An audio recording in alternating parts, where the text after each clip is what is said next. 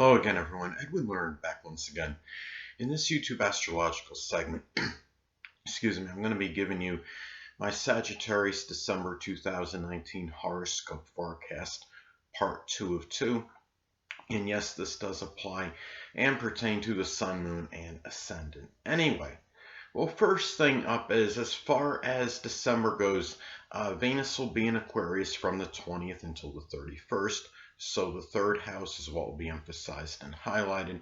Now at this time, Sagittarius, if you are unattached, you may connect with an Aquarius sun, moon, or ascendant person, or simply one that embodies Aquarius characteristics. It might be someone in your neighborhood, maybe somebody prominent in your short journeys. It could be somebody that you knew in your early education, like a childhood sweetheart.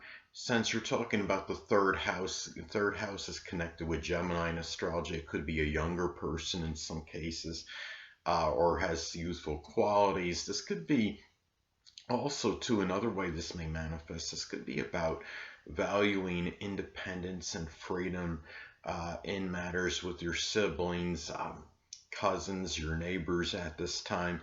And also it could be in some cases the enjoyment of Aquarius-like things with them, such as electronics, innovation, computers, astrology, astronomy, esoteric subjects, new concepts. Could also be a time too where you really at this time you might be spending really, it might be some unpredictable or unanticipated spending on third house matters. It could be on a vehicle. It could be something connected with your short journeys. It could be also at a time where you really you might also value very unorthodox and very innovative, or unorthodox communications, or just ones that are somewhat unconventional, or where you're talking about, we're really valuing communications that are about innovation and ingenuity, new ideas, new concepts at this time. So anyway. Well, the next thing up is Mars will be in Scorpio, so the 12th house is what will be emphasized and highlighted. Now, one way this may manifest, this could be a time where the situation with an aunt, an uncle, people prominent in your private life may be more contentious and acrimonious than usual. It could even be with hidden adversaries, people that are posing as friends and they're really not actually. It could be matters connected with jealousy. There might be some vengeful and vindictive anger and energy associated with this. Could also be a time too where your energy and vitality may be a little bit more depleted, more so than usual. It could be a time too where you might be injecting a lot of energy into using guile to weed out hidden adversaries at this time.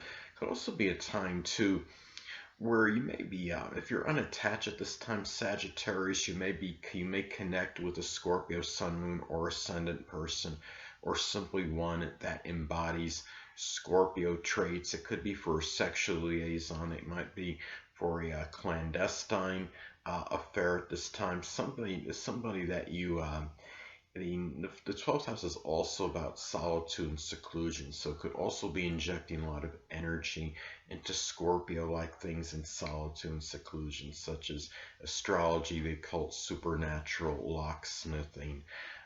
It could be just getting to the bottom of things, digging deep into matters at this time. So those are some ways this may manifest and pan out at this time, and also a lot of energy digging deep into what's hidden matters at this time. So anyway, well, the next thing up is Jupiter will be in Capricorn for the majority of the month. So the second house is what will be emphasized and highlighted. So one way this may manifest, this could be, as I've spoken about in previous videos, Jupiter can be rather paradoxical, can be very strongly benign and benevolent, but it could also have a tendency to enlarge and expand. And it can enlarge and expand rather really a lot of certain limitations or restrictions in monetary matters and your self-esteem, your self-worth. It can expand and enlarge despondency and feelings of feeling melancholy, which might be tied into how you feel about yourself, your self-esteem and self-worth, and also even in some cases, it could enlarge a depressing financial situation in some cases, but on a positive note, it could also be very auspicious for doing something Capricorn related as far as generating income goes, such as something with dentistry, accounting, business administration, information technology, something with the government, politics. And it could be a time too where you might find yourself really having certain hope and optimism in terms of trying to gain structure and discipline and consistency in monetary matters and building resources and possessions at this time. So, anyway, and also a lot of exuberance and enthusiasm, perhaps in showing consistency in trying to build up your self-worth and your self-esteem, and it could enlarge very consistent, steady, and even responsibility in matters with buying and selling at this time. So, and using some strong really just at this time as well. Well, anyway, I'm going to get to the next thing. Next thing I want to talk about is Saturn will still be in Capricorn, so the second house is what will be emphasized and highlighted. Now, at this time, you might find yourself taking care of a sickly or debilitated. Could be a person that you generate income with, someone you know well or value strongly. It could be over something Capricorn related, such as something with the knees, the bones, the joints, the hamstrings, maybe making you feel somewhat despondent and melancholy. It could also be a time where you might be dealing with certain restrictions and limitations monetarily and in matters with possessions and resources at this time as well. But on a positive note, it could also manifest in doing something Saturn related as far as generating income at this time, such as something with the government or dentistry, politics, business, anything that could be Saturn related. Also, a lot of laborious, could be about a lot of laborious, consistent efforts in trying to attain perhaps greater self-worth and self-esteem at this time as well, and also about structure and discipline in second house matters, monetary matters at this time, and also another way this can manifest and pan out, it could be just more about having more responsibilities on a monetary end, and in terms as far as your possessions may go at this time. So anyway, well, next thing up, Uranus will still be in Taurus, so the sixth house is what will be emphasized and highlighted. So this can manifest in a multitude of ways. You might find yourself dealing with some unusual Taurus health related issue. It could be something connected with the jugular vein or something with the throat or the neck area. You might just be dealing with some unusual health related matter in general. Your daily routine may be somewhat erratic and sporadic.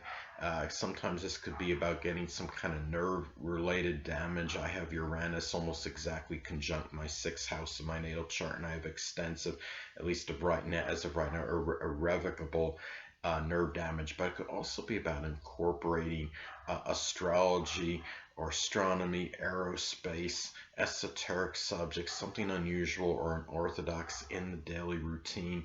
You might find yourself doing something Uranus-like as far as employment goes, such as something with astrology, astronomy, esoteric subjects in general, innovation, computers, electronics. At this time, sometimes Taurus astrologers might even be more prominent in your daily routine, or even Taurus friends. They may be Taurus sun, moon, or ascendant people, or simply ones that embody Taurus characteristics, and also could be about incorporating a lot of selflessness, a lot of humanitarianism in your daily routine, and also wanting some freedom and independence in your employment life, perhaps more so than usual at this time. Anyway, well, Neptune will still be in Pisces, so the fourth house is what will be emphasized and highlighted at this time. Now, one way this may manifest and pan out, this could be in some cases, you might find um, there might be something with your family or your roots that might be maybe somewhat nebulous and unclear at this time.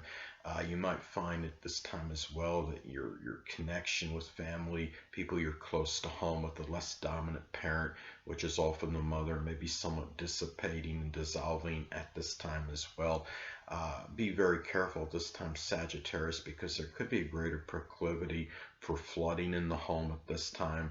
It could also be a time to, and also drowning perhaps. I mean, be careful if you're in a bathtub and you feel somewhat lackadaisical or lethargic or overly relaxed at this time.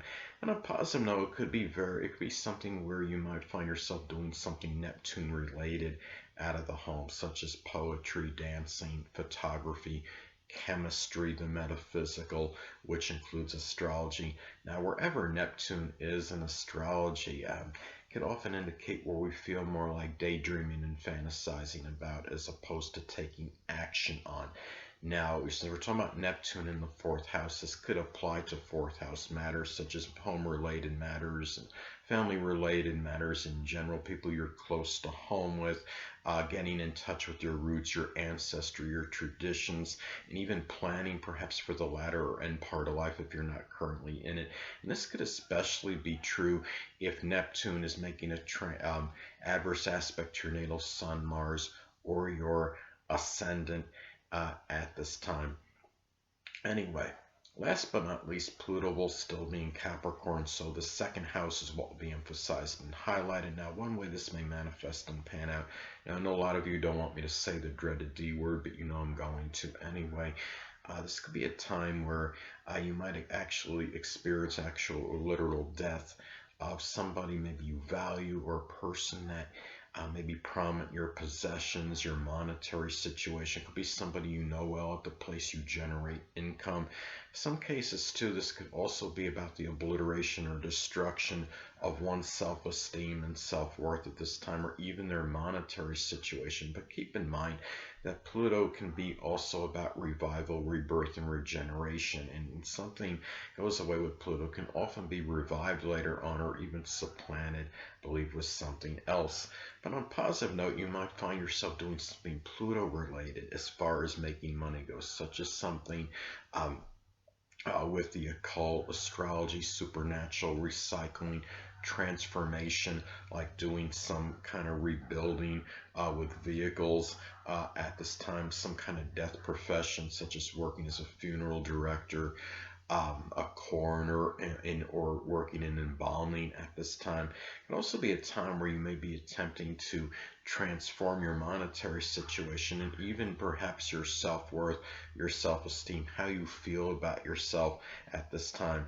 But also guard against power struggles in terms of, as far as your possessions may go at this time, or things of your resources, or showing an overly powerful or being overly domineering in these matters and overly controlling at this time. So those are some ways this may manifest and pan out at this time for you, Sagittarius. So anyway, and also one last thing I want to get at is that Pluto can also be about where we expect infallibility. And you're talking about Pluto in the second house in astrology.